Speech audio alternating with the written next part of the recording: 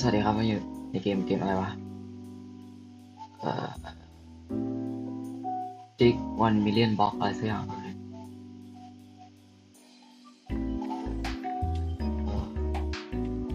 โอเคกดค้างโอเค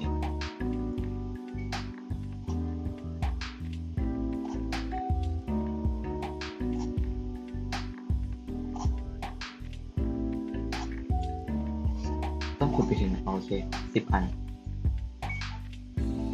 ขุดคอปเปอร์ได้9 เหรียญได้โอเค go to shop ยอด OP 719ไปซื้อเลย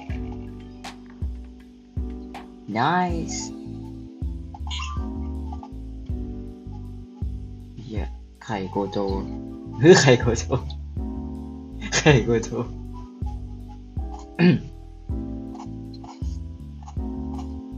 อุ้ยเฮียขุดอย่างเร็วเตรียมพอให้ไปช็อป let's go buy pet โอเคแล้วดูตังค์ตรงไหนอ๋อตังค์อยู่นี่45 เหรียญคลิกเลยหนูหน้าโง่ตัวหนึงโอเค nice โอเคกดใส่ไปแล้วออกสายนึงอันนี้น่าจะ AFK ไหมน่าจะใช่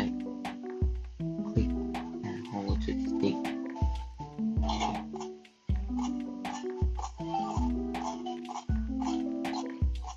เขียนไป paint egg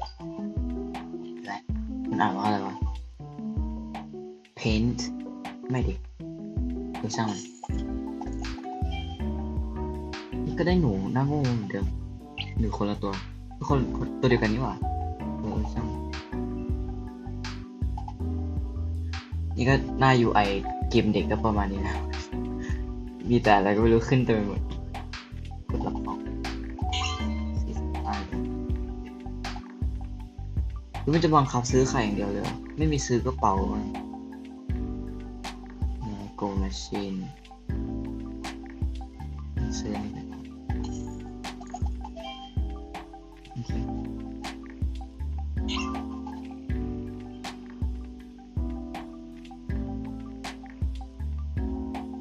เสียงเกมจะดังมากหรือเปล่าไม่ใช่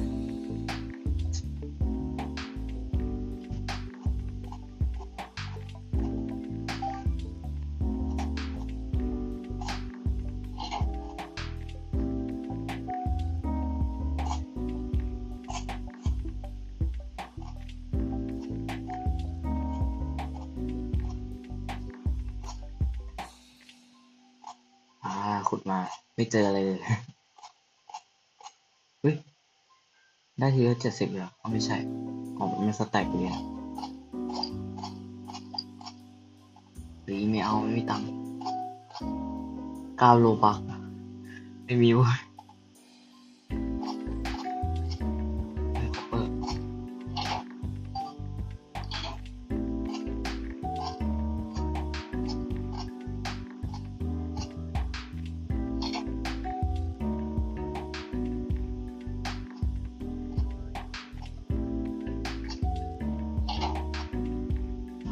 เหมือนจะมีแถบข้างบนนะถ้าขุดเต็มแล้วน่าจะขุดเร็วน่าจะใช่เหมือนเล่นฮันกี้ซากอะไม่เหมือนดิเหมือนว่า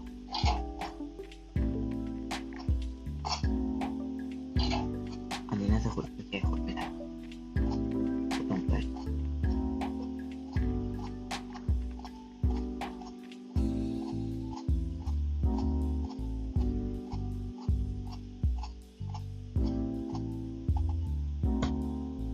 ใช้เงินเยอะแล้ว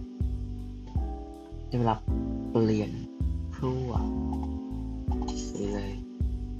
3,000แล้ว3,000ได้พรั่วแตกนี่หน้าตาดูโอเคขึ้นมานิดนึงขอสุ่ม ได้หนู แก๊งหนูบ่าย3โอเคต้องเป็นเกมพาสเฮ้ยไม่เอาถ้าแต่หนู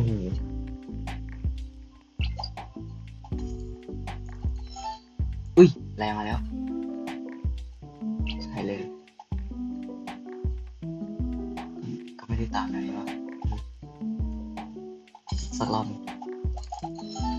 เฮ้ย2 ตัวโอเคเลย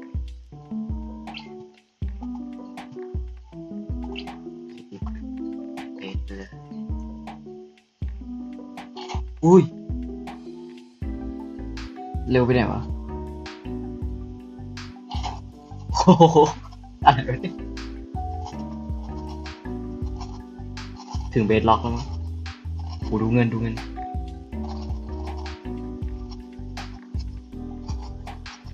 หเราคูณความเร็วสูงมากตอนนี้โอเคพอมันลงมาถึงชั้นหินมันก็จะขุดยากเอ๊ะอันนี้ดินนี่หว่าข้างบนมันเป็นหญ้าเฮ้ยเด็กเหรอไอรอนจริงด้วยอันนี้คอปเปอร์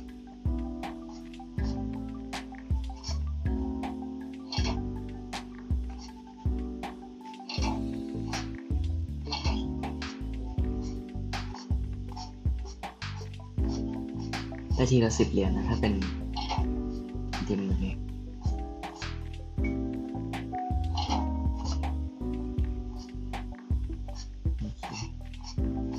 อาจจะเพราะว่าสัตว์เลี้ยงอันนี้ด้วยหรือเปล่าเลยขุดเร็วขึ้น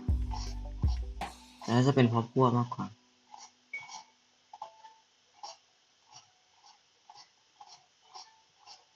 โอเคเราลองไปดู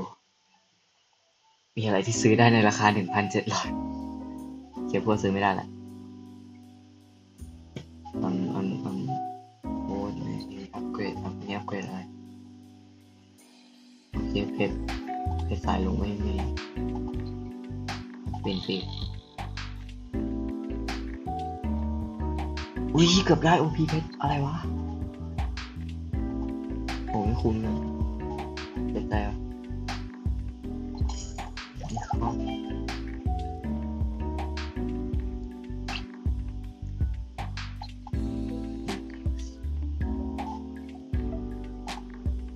โห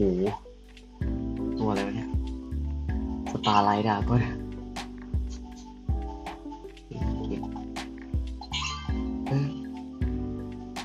มันรีเซ็ตได้สปินฟรีก็เผื่อได้ OP เพชรได้สปิน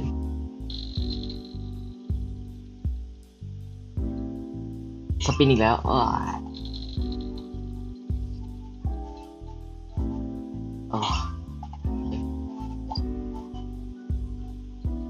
อเคก็จะประมาณนี้นะครับสำหรับเกม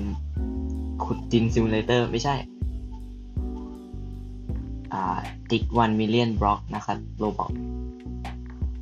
โอเคไว้เจอกันคลิปหน้าสวัสดีครับ